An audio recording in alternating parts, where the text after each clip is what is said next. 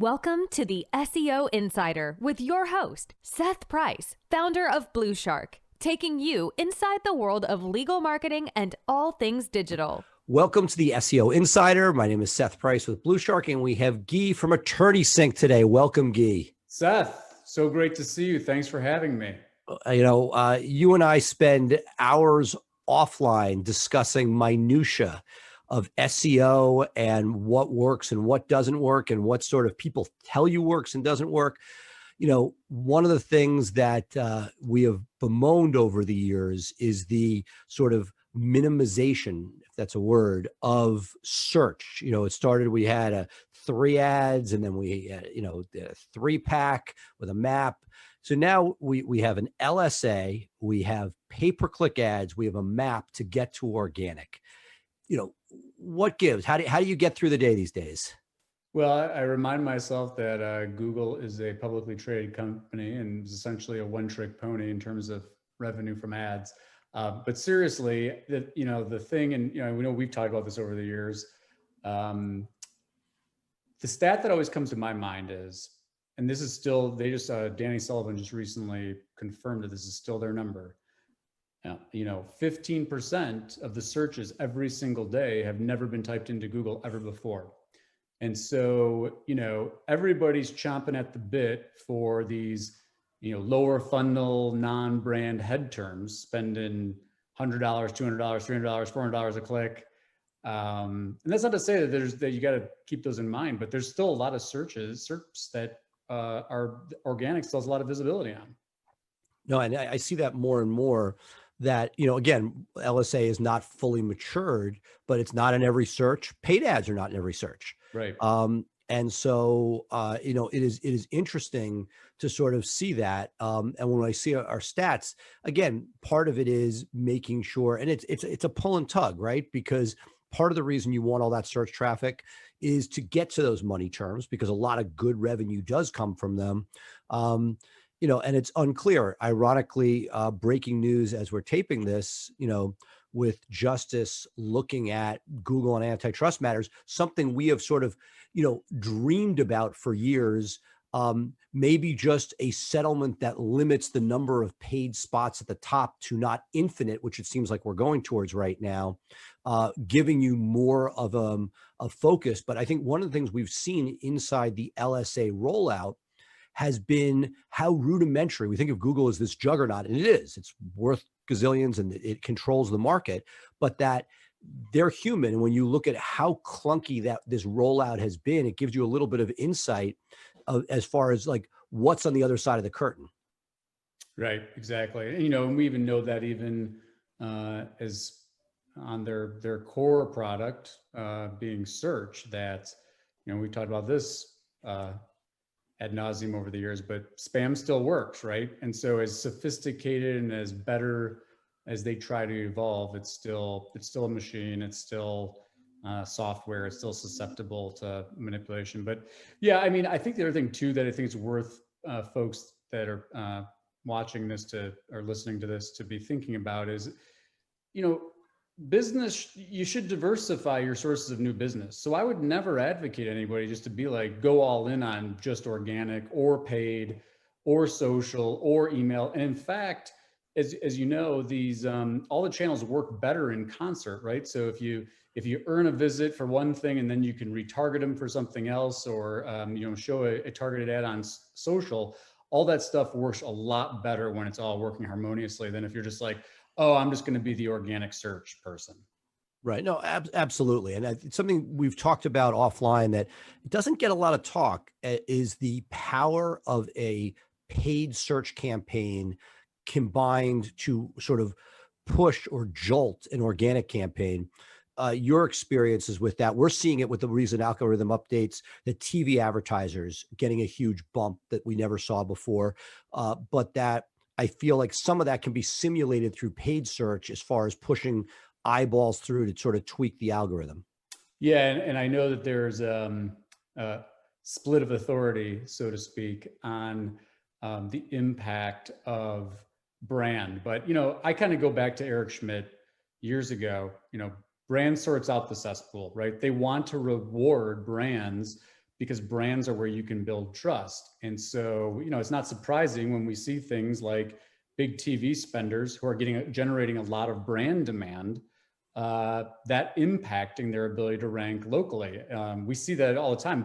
A new TV spender comes into town in legal, and all of a sudden, without a lot of the traditional SEO signaling to their page, they start ranking, and you're like, how'd that happen? It's like, well, there's a lot of brand traffic and Google's rewarding that.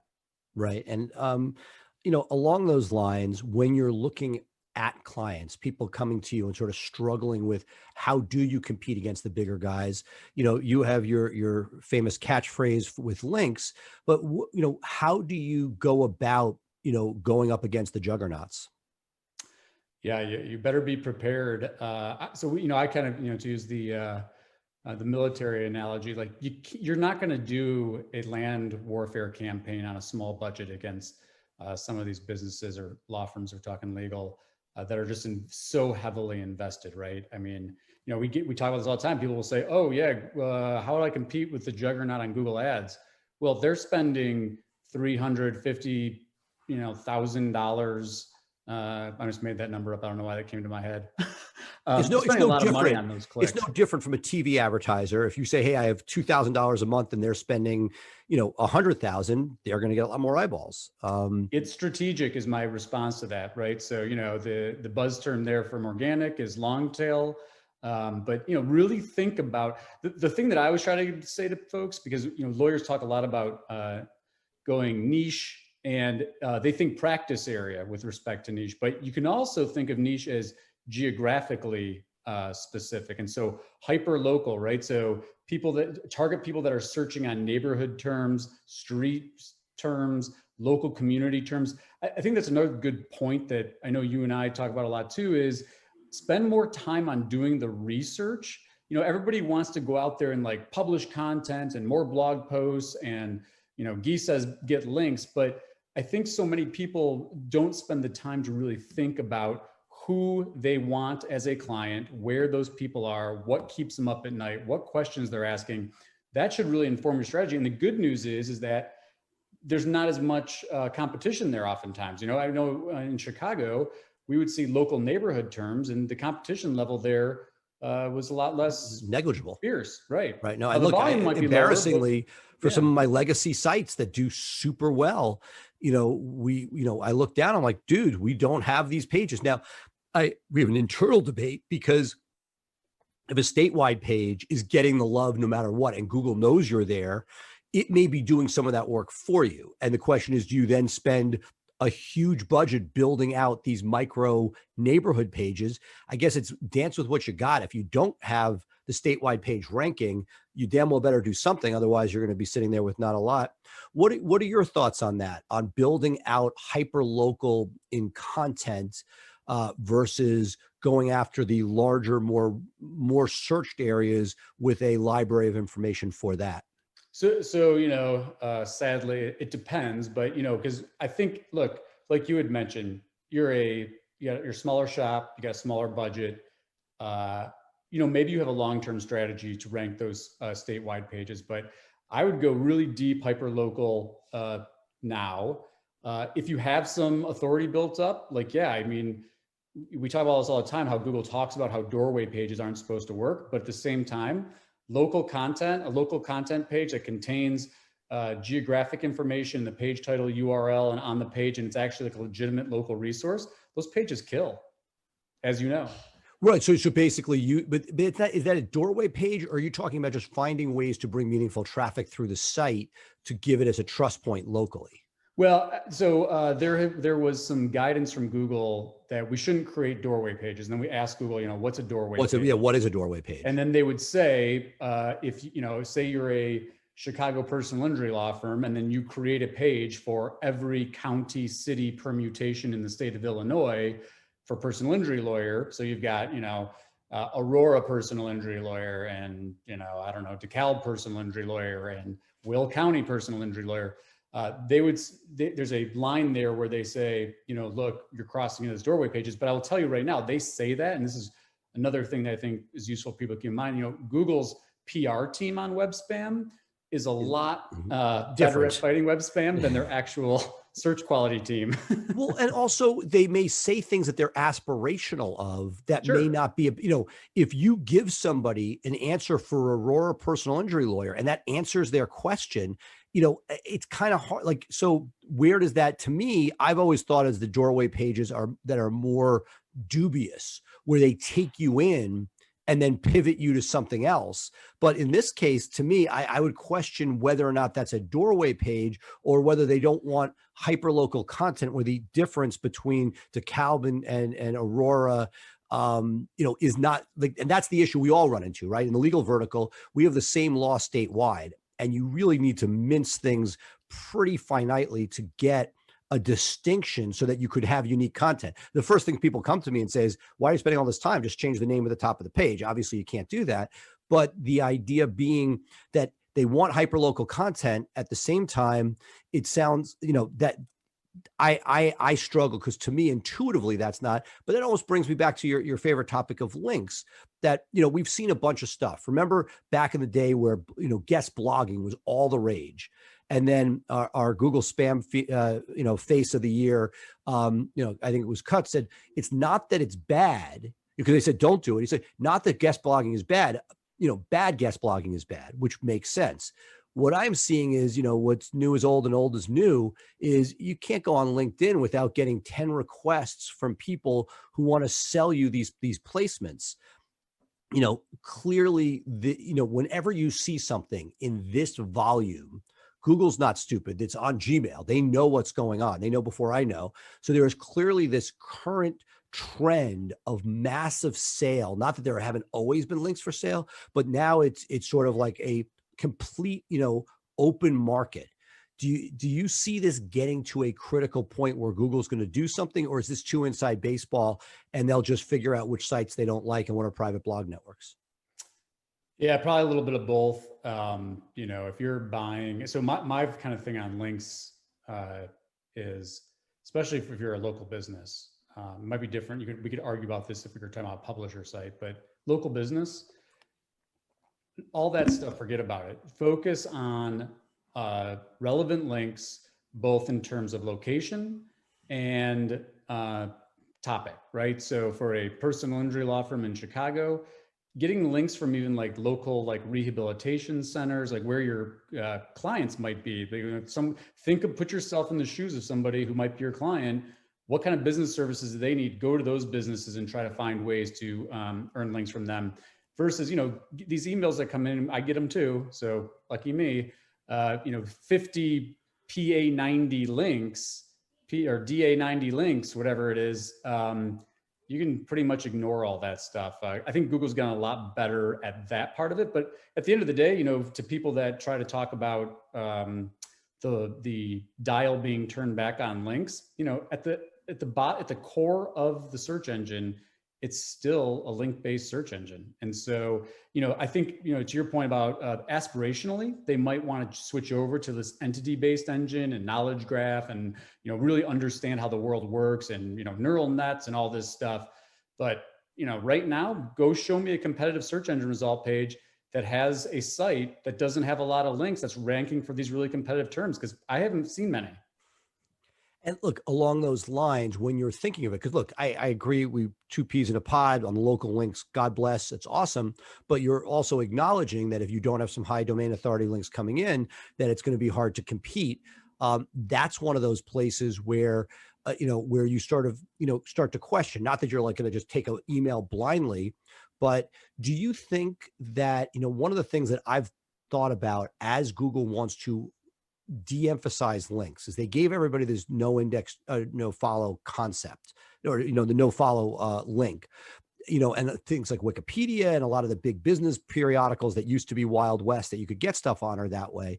But as they've done that and they've thinned the spam out because of that, to me, if I'm Google, one of the first places I would look are if people aren't spamming them anymore because they are no follow links, is this where they're going to be able to sort of at some point circle back and get a more trusted authoritative link because people think that it's not there? I mean, am I crazy to think that the Wikipedias and like Forbes and places that said, you know what, we're not playing this game are actually going to be the new trusted authority? No, you're not crazy at all. I mean, I say the same thing. Is you can ignore domain authority. You can also ignore no follow in terms of your prospecting. So my viewpoint is this, and I think I might misquote this. So people that are keeping score at home, you can go ahead and call me out on it on Twitter. But Google recently updated its guidance around no follow, and in fact, I think their new terminology is like no follow is like a hint or something. But come on, they're keeping track. Remember, Google, they're a big data company. They're capturing all this data. Why wouldn't, if they're keeping it and it's taking up server space and they're taking up database space and they think that it's relevant, why wouldn't they be including that in their mix? Well, right. And I feel that some of them really vet pretty well. Some became pay to play, but the ones that didn't are, Wikipedia is a pain to get on. And again, you go read the prominence documentation on a local search from Google, and they talk about I don't think they name Wikipedia, but they talk about, are you listed in some of these sites that are, everybody recognizes. And that, to me, if you're going to make a shift away from like traditional notions of like page rank and actual link equity in terms of like, anchor text and domain authority, and really focus on like, is this a real business that actually has real world prominence? That's a place that you would go to look. So if we go back in a time machine a couple of years back, you would always look at anchor text and the density of anchor text, right? I remember, some friends on the West Coast, it's like, just keep it under 5%, you'll be good. I mean, my early sites were embarrassing, in how they were written. And then we had the 5% rule for a while, then 2%. I now just generically talk about once per paragraph, which may even be too much in some areas. But one of the things you mentioned earlier is spam still works. And so I look at my sites and I look at anchor text coming in, inbound anchor text, and I'm like, some of these upstarts that never really like learn that they shouldn't be doing this stuff, use these techniques, and all of a sudden you got SOBs that are now beating you for some of this stuff. The authority may be there, and something we saw was like criminal terms will be in place, but DUI terms where somebody is getting those exact match anchor text. Have you, what are your thoughts on going back and saying, look, we're not going to, go back to the point where we're doing Chicago DUI lawyer at 5%, but if you want to compete for something, what is your thought on making sure that there's some non-cringeworthy, non-zero level anchor text, which isn't what you should be fighting for? At the same time, if you are, not hitting certain things in the algorithm, those things just don't pop. 100%. I mean, again, it's back to what Google aspirationally wants to be. It's not the same as what ranks, and that's another thing I always tell people too is trust your own data, right? Because what works for me or what works for another firm or a competitor might not have the same impact, and people find that really odd because they're like, isn't the same algorithm everywhere at all times? And it's like, no, it's not. There's different data centers. Google treats different keyword categories and classes differently. You've got search quality rating that plays some factor in all that. And so, I always say, go back, like you were just talking about, go do a competitive analysis on your SERPs. Take the keywords, the local keywords that you want to rank for, go through, pull those competitor sites that are ranking, see how many pages they have indexed, do a screaming frog crawl, see how they're optimized, pull their backlinks, and then get a sense of, look, in some places, the keyword heavy anchor text, keyword heavy backlink anchor text works really well. Other places it tends not to, and you still got to watch out. You can see over your shoulder, you got to be worried about manual action. And so it's like having that balance. But the more smart aleck thing for me to say is, just change your business name to include keywords, because now your brand queries are your anchor text optimized keywords. It is amazing. I've seen that in some markets. It works really nicely. Along those lines, we're always trying to balance those things out. I'll ask you something as an agency owner. How do you respond to people? Because, we all are dealing with situations. You alluded to this before. Somebody who has a budget that is below the optimum budget for a market. The analogy that I've often used would be if asked people if they've ever renovated like a rental property. and there may be a shortcut that you're willing to take as far as permitting that, you know what, you're going to put drywall up without the drywall permit. But, when it comes to electric, yeah, I'm going to pull a permit on that to make sure that the place doesn't burn down. And that when you're doing things for yourself, there's one level of risk. But if a neighbor asks you to do something for them, you have no incentive not to pull every permit, because that great friend from down the street you barbecue with, if something goes wrong and there's a stop work order, all of a sudden they're not your friend and you're being sued. So how do you balance what how to go, in one direction and be very aggressive, which there are a number of people out there that will do, particularly, you don't see it as much, but there used to be a lot of, I'll guarantee you this in 6 months or in 4 months, don't pay till you're there, versus what is tried and true. For my legacy stuff, I want to be as clean as possible. I'll take a dip, may not be happy about it, but I'll take a dip in order to sort of wait out that thing. How, when you're dealing with the psychology and full disclosure, which I know it's easy to say, but we know that you can say something to a client, they may or may not, when the chips are up, it's great. But when the chips are down, I don't remember that. It's almost like you need a contract where you initial each page to show that there's full disclosure. How do you deal with that struggle?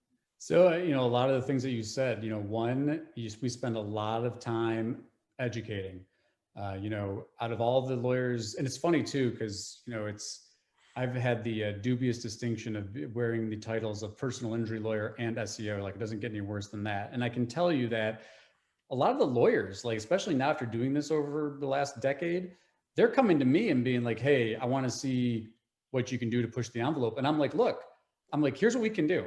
But guess what? I'm making no guarantee. And like you said, I'm putting it in writing that your site's not going to be de-indexed in 3 months, because it might work awesome for a certain amount of time, but we don't know how long. And so my thing is, and I think over the years, it's more about like, who do I want to align myself with? And I want to align myself with lawyers that are in it for the long haul, are investing in their business, don't want to take the shortcuts. But again, as you mentioned, some of this is a bit of a gray area, right? And so I try to do the best I can to help them come to a decision of informed consent, but it's not always as clear. And back to the conversation we had before, everyone's so frustrated because they're like, Google's saying this, but what you're saying does not line up with what's actually happening in the search results.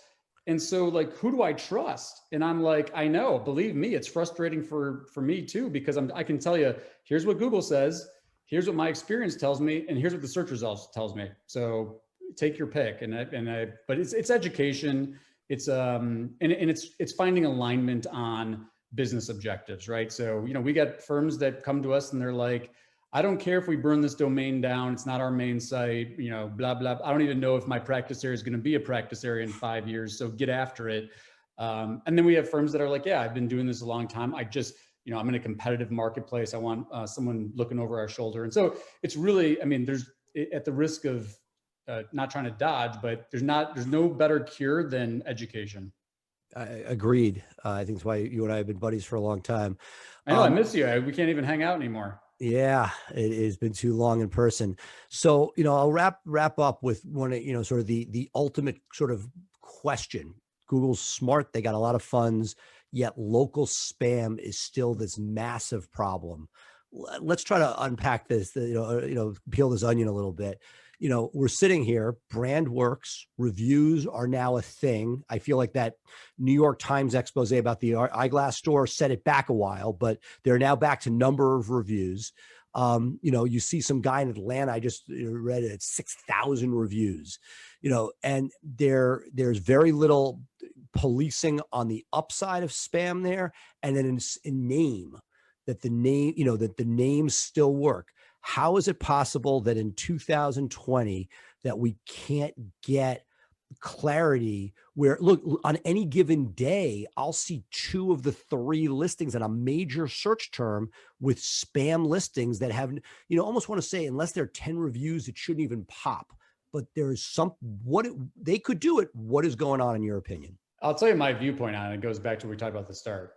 They make no money on people clicking on a local map pack unless it's an ad. And so the incentive just isn't there. So we know a lot of the people on the Google local team. They're good people. They're trying their best. They're understaffed. It's a big problem. And I don't think that they have the corporate will for the only, and it's interesting too, because you could argue the same thing about search, right? Because search doesn't make them any money. It made them money to become Google. Right. But now that Google is a verb, where's the incentive to police search results? It's funny. Do you remember back when Avvo started to monetize its listings, and they would bring people up? The salespeople would get a list of who was up, presumably, and they would then call to sell you, because it's like a drug dealer. Like, oh, I love this, I want more of it.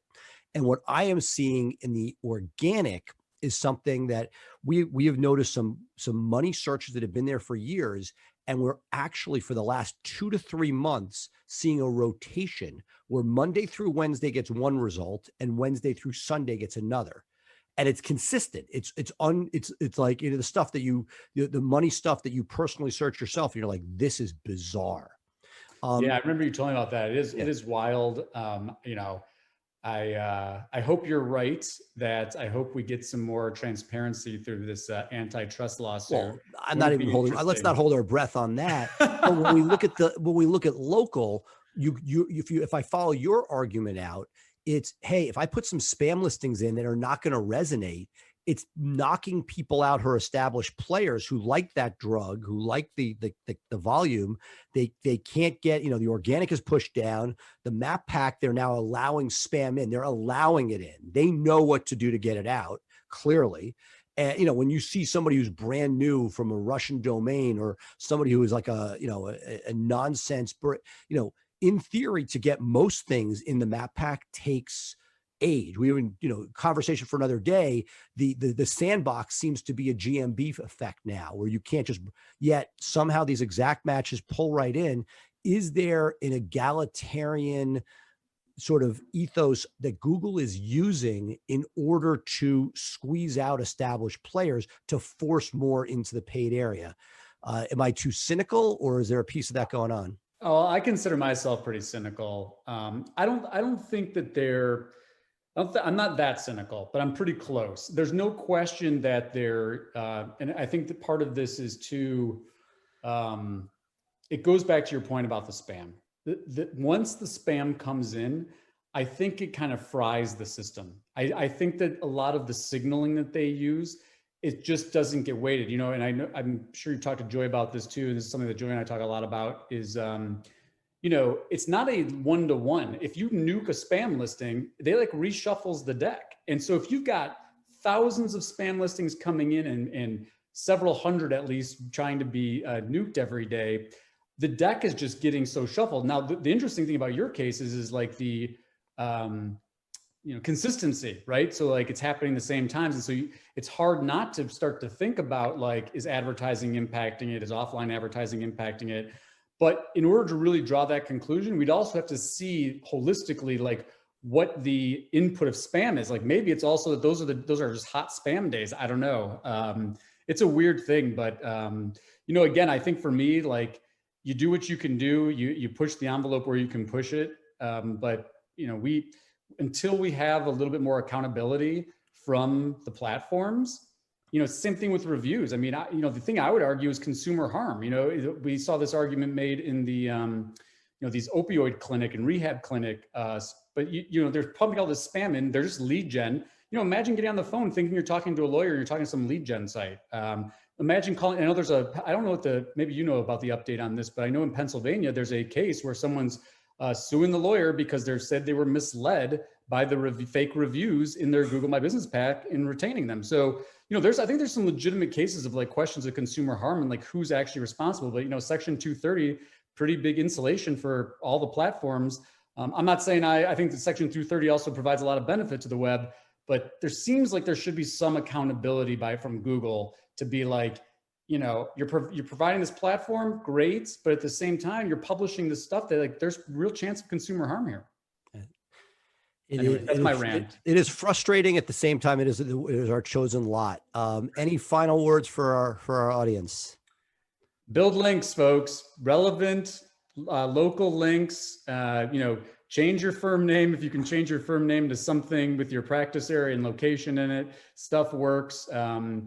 Get people talking, find ways to build that brand up. It's a long-term play. If you're in a competitive spot, find different channels for advertising. There's lots of different ways to advertise your practice, not just, as much as Seth and I love organic and local packs, diversify those business development activities. Stay safe and healthy. And Seth, thanks again for having me. I can't wait to see you face to face. Absolutely. Thanks, person, Gyi. I guess. This was great. Thanks so much for being here. My pleasure. Thank you for tuning in to the SEO Insider with Seth Price. Be sure to check back next week for fresh insights into building your brand's online presence. Episodes are available to stream directly on BluShark Digital's website.